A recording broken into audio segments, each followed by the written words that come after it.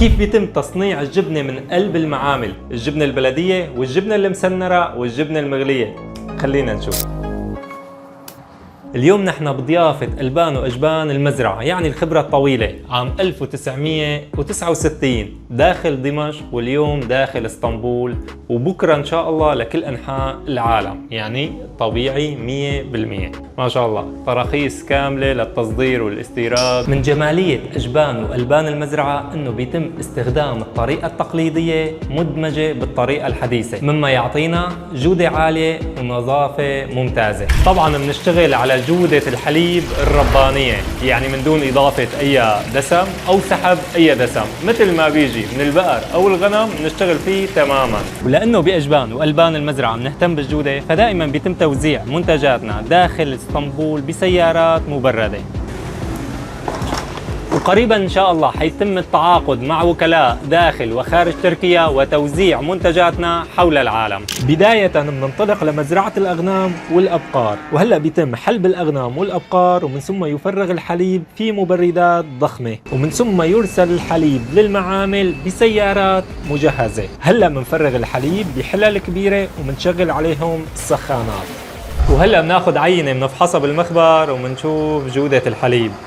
بسم الله. هلا بهي المرحلة نحن بنقيس جودة الحليب من خالي من أي إضافات، بنقيس الدسم تبعه، بنقيس الأحماض، بحيث نطمن 100% إنه الحليب يكون خالي من أي إضافات، يعني ما مغشوش بالمختصر مفيد. طبعا نحن عم نساوي كمية طن، عنا هون نص طن حليب وعنا هون كمان نص طن حليب، ما شاء الله. وطبعا بنجيب ميزان الحرارة وبنقيس حرارة الحليب، وبس صارت معنا ما يقارب 33 بنطفي البخار عليهم والتسخين. وهلا بنضيف المنفحة على الحليب حتى يجبن معنا. طبعا عيار المنفحة يختلف حسب الجودة تبعها، يعني نحن حنحط هون 100 ملي لأنه المنفحة عنا قوية، بندخلها بهذا الشكل.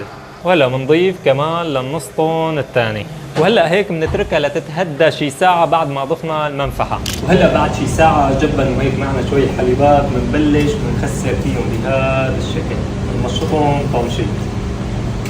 وهلا هيك بعد ما كسرنا الجبن على اخير، هلا بنتركهم حتى يمصل معنا، يطلع المصل لفوق وترقد الجبنه لتحت، يعني شي نص ساعه. هلا بنطالع المصل منه، بننزل هيك المصفايه وبنبلش نطالع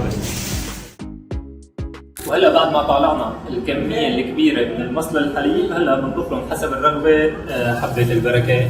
في ناس بتضيف سمسم، بس نحن بنرغب بس حبه البركه فيها. وهلا بنعمل لهم تحريكه جيده. بسم الله. هلا بنطالعهم على مرحلة التصفاية.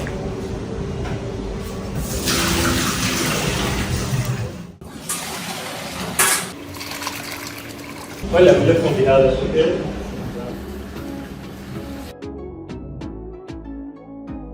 هلا بعد 5 دقائق ما صفوا شوي بنعيد مرحلة التشكيل، يعني لازم نرسمهم بالشكل الصحيح.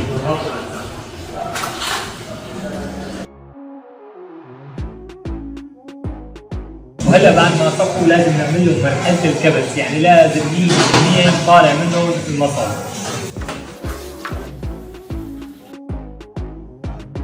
وهلا بنجي مرحله الكبس، لازم نكبسهم تقريبا شي نص ساعه وبننزل بالكبس تدريجيا.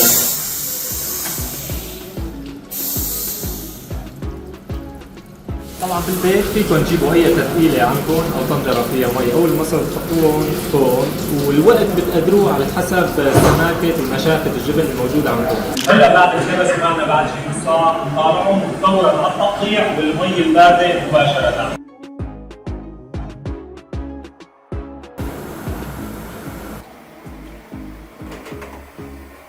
بهي المرحله الجبنه بتشد فورا معنا على المي البارده، ضروريه هي المرحله جدا. طبعا هلا بنعبي الجبنه بسطول، بنطلعهم من المي البارده او المي الحلوه، وبعد نعبيهم بنصفيهم منيح، وبعدين بنضيف عليهم مي وملح لنحفظهم تمام.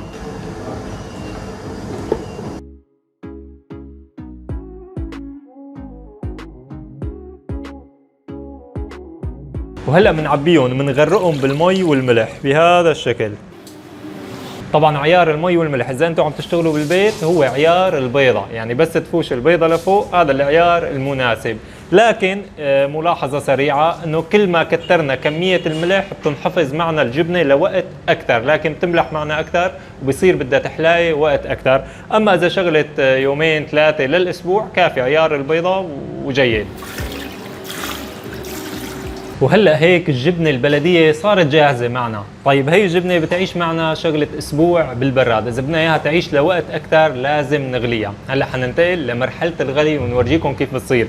مرحله الغلي بتخلي يطلع منا كل شيء سوائل، يعني بتضل معنا الجبنه 100% وبتتفرز معنا لوقت طويل. طبعا من نص طن حليب طلع معنا تقريبا 100 كيلو جبنه، وبيضل معنا مثل ما شايفين شيء 400 لتر او 400 كيلو مصل الحليب. يعني كل 5 كيلو حليب بيطلع منهم كيلو جبنة، وهذا الشيء بيتراوح حسب جودة الحليب بالإضافة لجودة وخبرة الشخص اللي عم يشتغل فيها، لأنه الوقت والمعايير المناسبة بتأدي كمان لزيادة أو أقل من كمية الجبنة اللي بتطلع معنا. طبعا هذا المصل اللي طلع معنا ما بنكبه أبدا، يعني مثل ما بيقول المثل بنحله بالنملة. هذا الشيء بدنا نقرشه على قولة أهل أول، يعني بدنا نساويه قريشة. هذا البروتين كله فيه تقريبا بيطلع منا من 100 3.5% قريشه، يعني شي 15 كيلو قريشه. هلا بنغليهم وبس يغلوا معنا بنضيف لهم اما عصره ليمون او معلقه حمض الليمون، بيمصل معنا اكثر وبيطلع معنا القريشه. وهلا بعد ما غلى معنا المصل بنضيف الملح الليمون او حمض الليمون مثل ما بتسموه عندكم. بسم الله.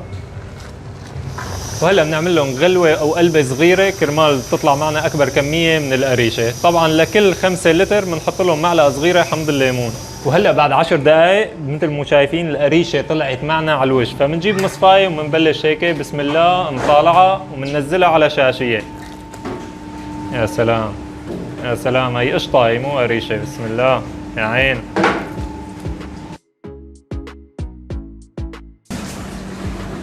جماعة الحديد واللياقة والتنحيف هذا كله لإلكم هون، يعني هون مصل البروتين، يعني هون البروتين الأساسي. يعني البروتين اللي بتشتروه من السوق طريقته نفس تجفيف الحليب المجفف، يعني بيجففوا هذا القريشة وهذا هو مصل البروتين يعني. وهلا بعد نصفي القريشات يعني صارت تتاكل معنا بكذا امر، ممكن نستخدمها للحلويات، ممكن للقطايف، لانه طالعه عن جد مثل القشطه فينا نقول. تسمحوا لنا ندوق؟ لانه هون حاكم عندهم كل شيء ممنوع، ممنوع تدوق، ممنوع تلمس، ممنوع اي شيء، بس انا ما بحسن قاوم. بسم الله. حتى القريشه عم تزقزق بالتم مثل الجبنه، يعني شيء غرام يا جماعه ما شاء الله. وهلا بنجي للجبنه المغليه، طبعا هي بتكون جبنه بلديه بهذا الشكل. بنتركها هيك بالمي والملح تتملح يوم كامل وبعدين بنغليها. رح نشوف كيف طريقه الغلي. طبعا لازم نقطعها بهذا الشكل. بسم الله.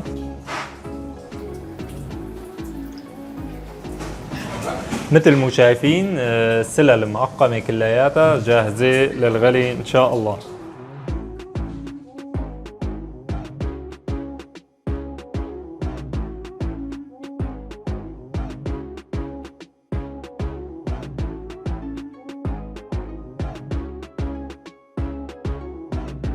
وبعد قطعنا الجبنة بنجي مرحلة الغلي، بنسخن المي لتصل لدرجة حرارة الغليان وبننزلهم فيهم. بسم الله. بهي المرحلة فينا نضيف المنكهات مثل المستكة والمحلاب، هذا الشيء حسب الرغبة أو الجودة اللي عم تستخدموها. طبعا بنتركهم تقريبا 10 دقائق من ثم بنشيله. وهلا بعد 10 دقائق ربع ساعة مثل ما شايفين دابت الجبنة معنا، يعني يا سلام. بسم الله. نعمل لها هيك تصفية خفيفة ونجي فيها لهون. نعمل لهم هيك رصة بسيطة كرمال يعني ما ينخربوا معنا. شايفين من هذا الجنب، ورصة بسيطة من هذا الجنب. بسم الله. وهلا كأنه عم تقلبوا ورق اليبرة. يا عيني يا عيني. هجيب تسمحوا لنا ندوق؟ بسم الله. شوفوا لي على هالنغم. يا عيني. شو هاد يا هيك الجبنة يا بلا. وهلا لازم نبردهم وننشفهم كثير منيح ثم بننتقل لمرحله التغليف. النص طن الحليب الثاني ساويناه جبنه مسنره بنفس المراحل اللي ساوينا فيهم الجبنه البلديه، لكن هي بنقطعها قطعه صغيره وبعدين بنسنرها. بنجيب السكينه هيك وبنباشر تقطيع. بسم الله.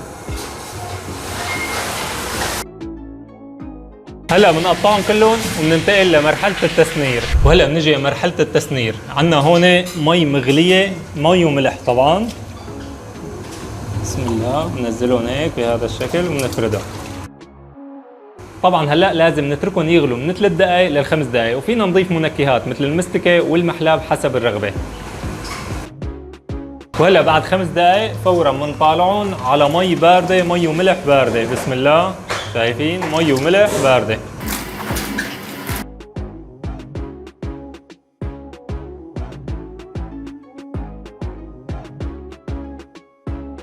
وهلا مثل الوجبة اللي قبلهم بنعبيهم بسطول وبنحط لهم مي وملح وعلى البراد. طبعا بعد التسنير والغلي، يعني هي الجبنة المغلية وهي المسنرة، بنحطهم يوم كامل بالبراد لتصفي ميتهم 100% منيح، وبنجي مرحلة التعبئة والتغليف. بسم الله.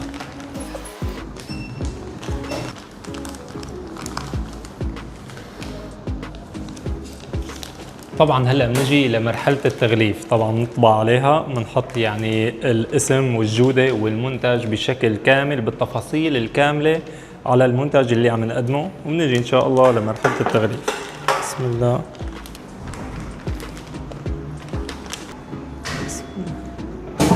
هلا هيك بتتم عمليه سحب الهواء منهم وبعدين التختيم. يا سلام يا سلام، شايفين؟ منتج مسحب بالهواء كله منه، مختم بالطريقة الصحيحة، يعني هذا بيقعد بفريزة لشهور يمكن.